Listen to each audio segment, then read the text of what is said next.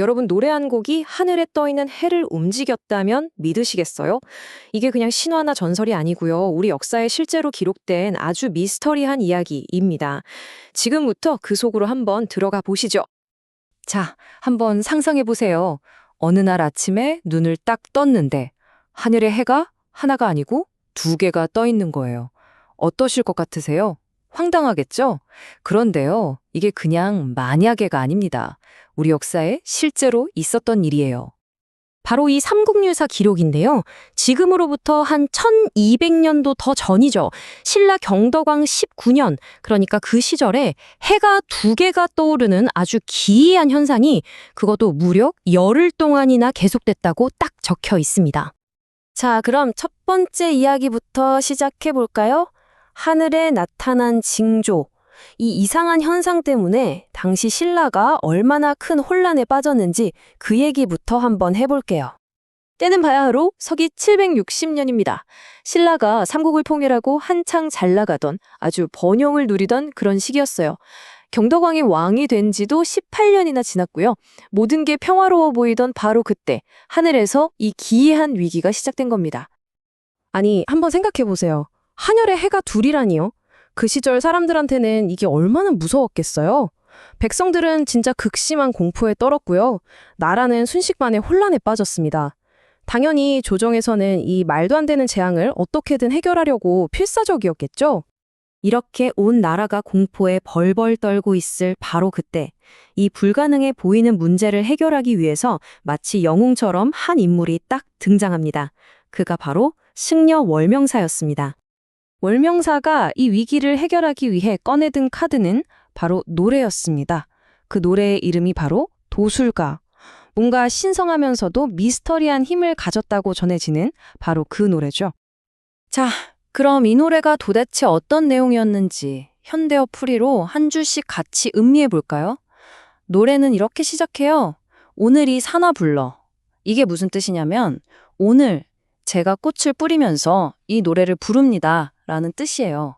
굉장히 경건하게 의식을 시작하는 느낌이죠. 그리고 나서는 아주 간절한 마음을 담아서 호소합니다. 고든 마음 명 받들려. 이건 저의 이 진실된 마음으로 당신께 간절히 청합니다. 라는 뜻이에요. 아, 노래의 핵심이 바로 이 간절한 기도에 있었던 거네요. 그리고 드디어 그 기도의 대상이 누군지 밝혀집니다. 미륵좌주 모쇼오리다. 이게 뭐냐면요. 도솔천의 주인이신 미륵이시여 제 부름에 제발 응답해 주세요라는 뜻입니다. 와, 그러니까 미래의 부처로 알려진 그 미륵에게 직접 기도를 올린 거였어요. 그러자 정말 믿을 수 없는 일이 벌어집니다. 월명사의 노래가 끝나기 무섭게 하늘을 뒤덮었던 그 끔찍한 징조, 그 두 번째 해가 거짓말처럼 싹 사라져버린 거예요. 정말 놀랍지 않나요? 자, 이렇게 기적은 일어났는데 여기서 끝이 아니죠. 오히려 더 큰 질문이 남습니다.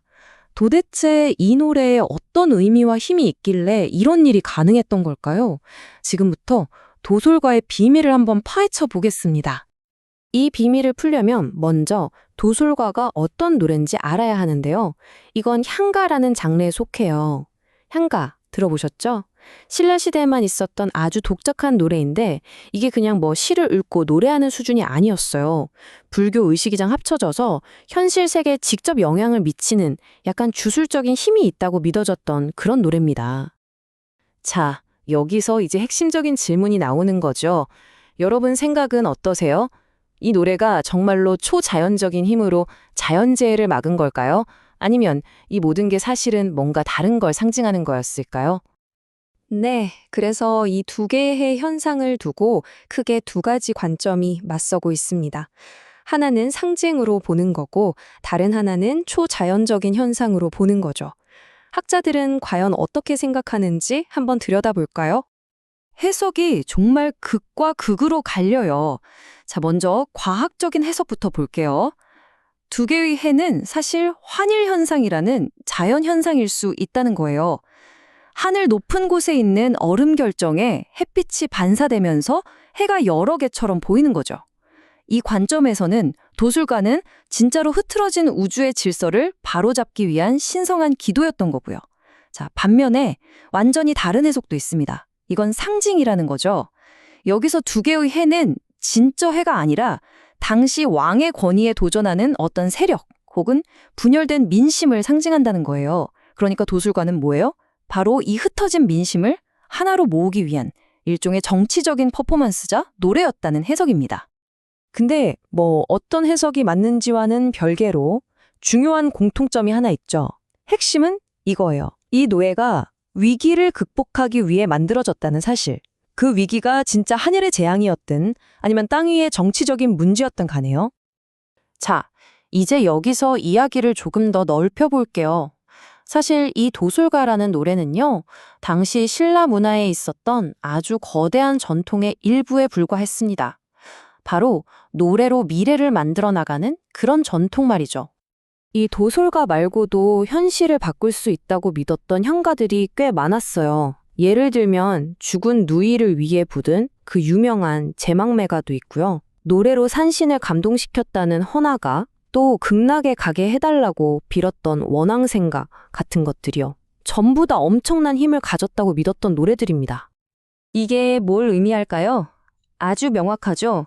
고대 신라 사람들에게 말과 노래는 그냥 즐기기 위한 게 아니었다는 겁니다.